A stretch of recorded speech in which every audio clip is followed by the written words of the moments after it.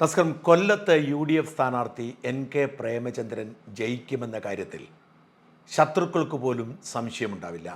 അത്രമാത്രം ജനകീയനായ, പാർലമെൻറ്റേറിയനായ, പ്രധാനമന്ത്രി മോദിക്ക് പോലും പ്രിയപ്പെട്ടവനായ പ്രേമചന്ദ്രനെ തോൽപ്പിക്കാൻ ജനാധിപത്യ വിശ്വാസികൾക്ക് പ്രയാസമായിരിക്കും.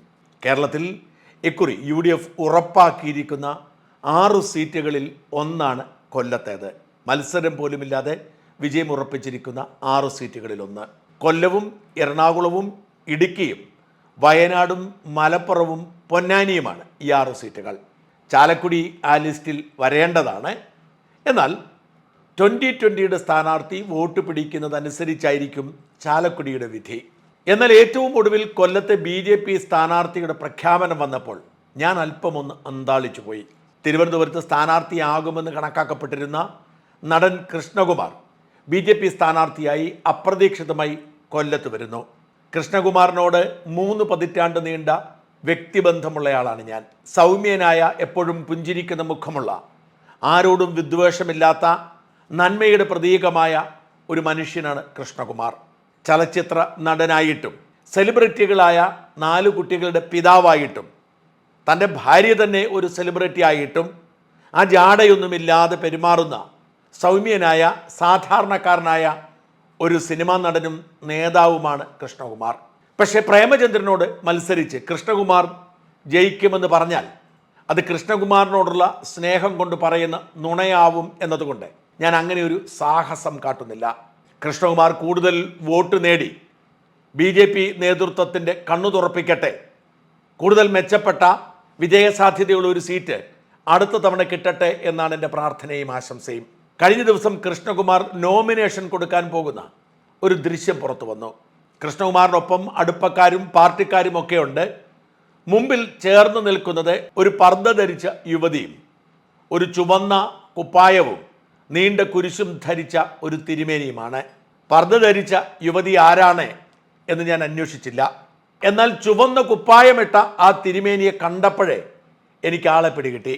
എനിക്ക് കൃഷ്ണകുമാറിനോട് മാത്രമല്ല, കേരളത്തിലെ സകല നേതാക്കളോടും പറയാനുള്ളത്, നിങ്ങൾ ഒരിടത്ത് പോയി മത്സരിക്കുമ്പോൾ ആരെങ്കിലുമൊക്കെ നിങ്ങളുടെ അടുത്ത് കൊണ്ട് എത്തിക്കുന്നവരെ കെട്ടിപ്പിടിക്കുകയും അവരെ ചുമന്നുകൊണ്ട് നടക്കുകയും ചെയ്താൽ അത് നിങ്ങൾക്കുണ്ടാക്കുന്ന നഷ്ടം അത്ര വേഗതയിൽ പരിഹരിക്കാൻ കഴിയില്ല എന്നതാണ്. ഭാരതീയ ഓർത്തഡോക്സ് സഭയുടെ പരമാധ്യക്ഷനായ ഡോക്ടർ യാക്കൂബ് മാർ ഗ്രിഗോറിയസ് ആണ് തന്നോടൊപ്പം നിൽക്കുന്നത് എന്നാണ് കൃഷ്ണകുമാർ അവകാശപ്പെടുന്നത്. എന്നാൽ എന്താണ് ഈ ഭാരതീയ ഓർത്തഡോക്സ് സഭയെന്നോ, എങ്ങനെയാണ് ഇയാൾ മെത്രാനായതെന്നോ, എങ്ങനെയാണ് ഇയാളുടെ പേരിനൊപ്പം ഡോക്ടർ ചേർത്തതെന്നോ ആരും അന്വേഷിച്ചില്ല, പറഞ്ഞുമില്ല. യഥാർത്ഥത്തിൽ ഇയാൾ ഒരു മെത്രാനെയല്ല. ഇയാൾ മെത്രാൻ വേഷം കെട്ടി നടക്കുന്ന ഒരു സാമ്പത്തിക തട്ടിപ്പുകാരനാണ്. നമ്മുടെ നാട്ടിൽ എളുപ്പത്തിൽ മതപുരോഹിതന്മാരുടെ വേഷമിട്ടാൽ തട്ടിപ്പ് നടത്താവുന്ന ഒരു സാഹചര്യമുണ്ട്. ഭാരതീയ ഓർത്തഡോക്സ് സഭ എന്നത് ഇദ്ദേഹം തന്നെ സ്വയം പ്രഖ്യാപിച്ച ഒരു സഭയാണ്. അങ്ങനെ ഒരു സഭ ലോകത്തില്ല, ആരും അതിനെ അംഗീകരിക്കുന്നുമില്ല. എത്ര വിശ്വാസികൾ ആ സഭയ്ക്കുള്ളിലുണ്ടെന്നും എത്ര മെത്രാന്മാർ ഈ കാതോലിക്ക ബാവയുടെ കീഴിലുണ്ടെന്നും എത്ര രൂപതകളുണ്ടെന്നും എത്ര വൈദികരുണ്ടെന്നുമൊക്കെ അദ്ദേഹമാണ് വെളിപ്പെടുത്തേണ്ടത്. വാസ്തവത്തിൽ ജെയിംസ് ജോർജ് എന്ന് പറയുന്ന ഒരു തട്ടിപ്പുകാരൻ തൻ്റെ തട്ടിപ്പിൻ്റെ ഭാഗമായി സ്വയം മെത്രാനായി പ്രഖ്യാപിക്കപ്പെട്ടതാണ് എന്ന് പലർക്കും അറിയില്ല.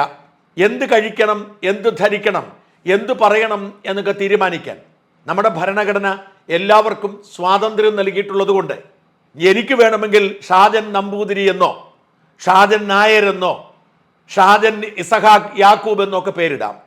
ആർക്കും അതിനെതിരെ ചോദ്യം ചെയ്യാൻ കഴിയില്ല. അതുപോലെ തന്നെയാണ് ഗോവിന്ദചാമിക്കോ അമറുൽ ഇസ്ലാമിനോ ഒക്കെ അദ്ദേഹം നിരപരാധിയാണെന്നുള്ള വാദമുണ്ട്. അതവിടെ നിൽക്കട്ടെ. ഒരു ചുവന്ന കുപ്പായവും നീണ്ട ഒരു കുരിശും ധരിക്കാൻ അവകാശമുള്ളത്.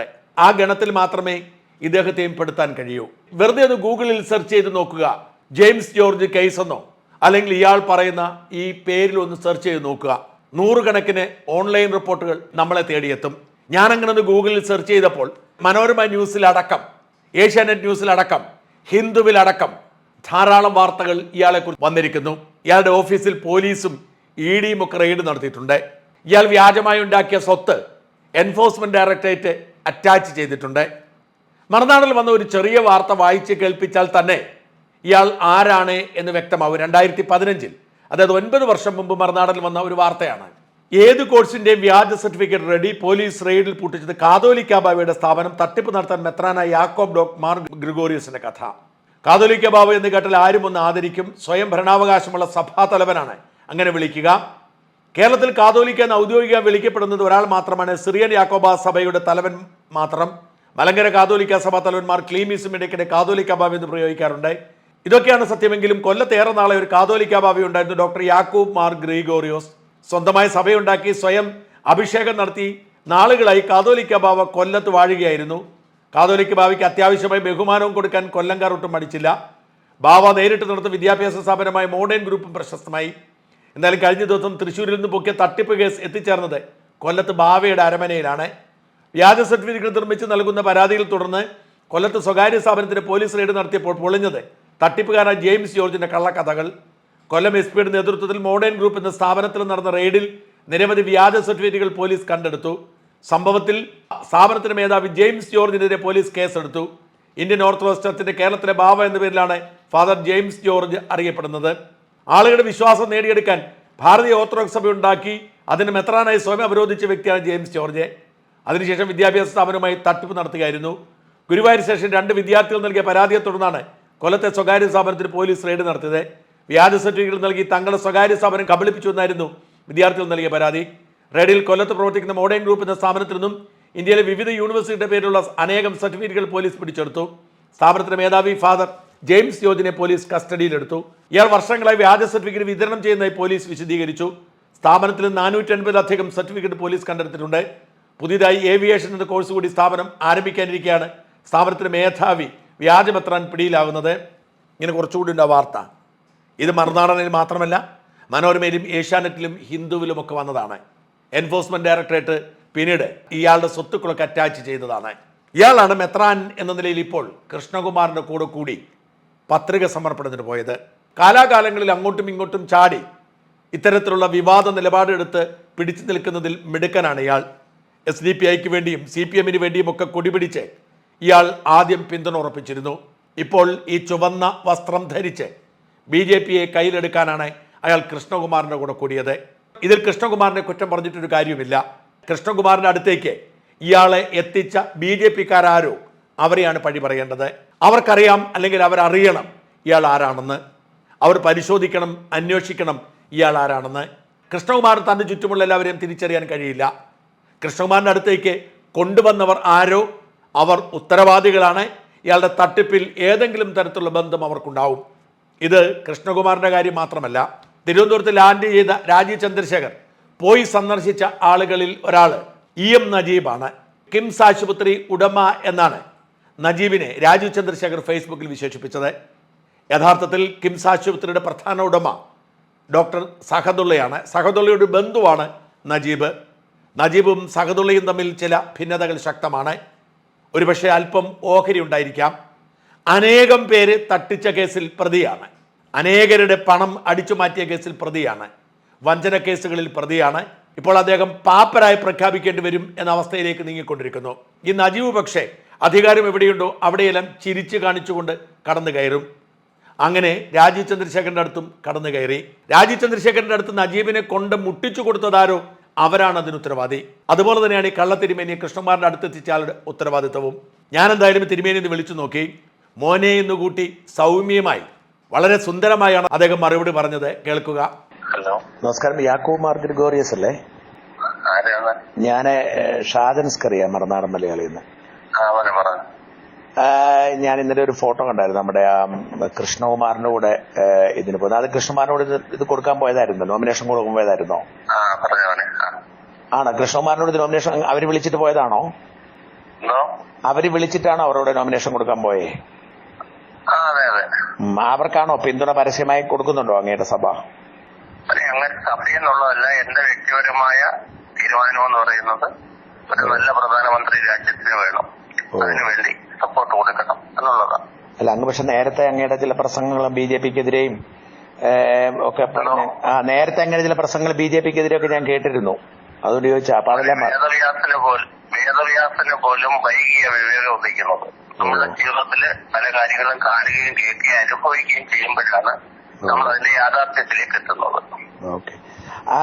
അങ്ങയുടെ പേരിലുണ്ടായിരുന്ന ആ തട്ടിപ്പ് കേസുകളൊക്കെ തീർന്നോ? മറ്റേ നേരത്തെ ഒരു സർട്ടിഫിക്കറ്റും കേസുകളൊക്കെ അത് കോടതി കിടക്കുന്ന കാര്യമാണ്. എന്തെങ്കിലും കാര്യങ്ങൾ അതിനകത്തുണ്ടെങ്കിൽ അത് കോടതി തീരുമാനിക്കട്ടെ. തെറ്റ് ചെയ്തിട്ടുണ്ടെങ്കിൽ ശിക്ഷിക്കട്ടെ. ഞാൻ അതിനുവേണ്ടി ഒരു രാഷ്ട്രീയക്കാരുടെയോ ഉദ്യോഗസ്ഥന്റെയോ ഒരു വ്യക്തിയുടെയോ എന്നെ സഹായിക്കണമെന്ന് പറഞ്ഞ് ഞാൻ പോവില്ല. കാരണം എനിക്കറിയാം എന്താണ് നടന്നിരിക്കുന്നത്.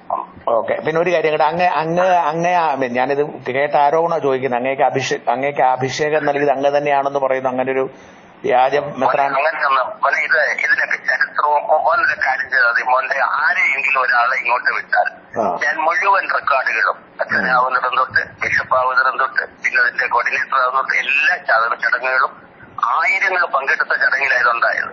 ഓക്കെ. ഓക്കെ. അത് മോനെ ആരെങ്കിലും ഒരാളെ അച്ഛന ഓർത്തഡോക്സ് സഭയിലായിരുന്നു അച്ഛനായിരുന്നോ? ഓർത്തഡോക്സ് സഭയിൽ അച്ഛനായിരുന്നോ? മോനെ ഓർത്തഡോക്സ് സഭയും എല്ലാ സഭയും അവിടെ നിൽക്കട്ടെ മോനെ, എല്ലാ സഭയും അവിടെ നിൽക്കട്ടെ. ഞാൻ മരിച്ചുപോയെന്ന് നിങ്ങളൊക്കെ വാർത്ത കൊടുത്തില്ല. എന്നിട്ട് ഞാൻ എന്തെങ്കിലും പറഞ്ഞു മരിച്ചുപോയെന്ന് പറഞ്ഞ് വാർത്ത ഇട്ടു. അത് അങ്ങ് തന്നെ അയച്ചതാണെന്നാണ് പറയുന്നത്. അങ്ങ് തന്നെയാണ് ആ വാർത്ത. എനിക്ക് ആരോടും ഒരു വിരോധമോ പ്രശ്നമോ ഈർഷ്യോ പ്രീതിയോ ഭീതിയോ ഒന്നുമില്ല. മനസ്സിലായില്ലയോ? ദൈവം തന്നിരിക്കുന്ന തുറന്ന നോക്കി ശ്വാസം പോയി തന്നിരിക്കുന്ന ദൈവം നമ്മളെ നിശ്ചയിച്ചിട്ടുണ്ട്. എന്തൊക്കെ ആകണം, എങ്ങനെയൊക്കെ അവിടെ എന്തൊക്കെ അനുഭവിക്കണം, അതെല്ലാം അനുഭവിച്ച് നമ്മൾ പോവുക. അത്രയേ ഉള്ളൂ. ശരി. നടക്കട്ടെ. Thank you. ശരി.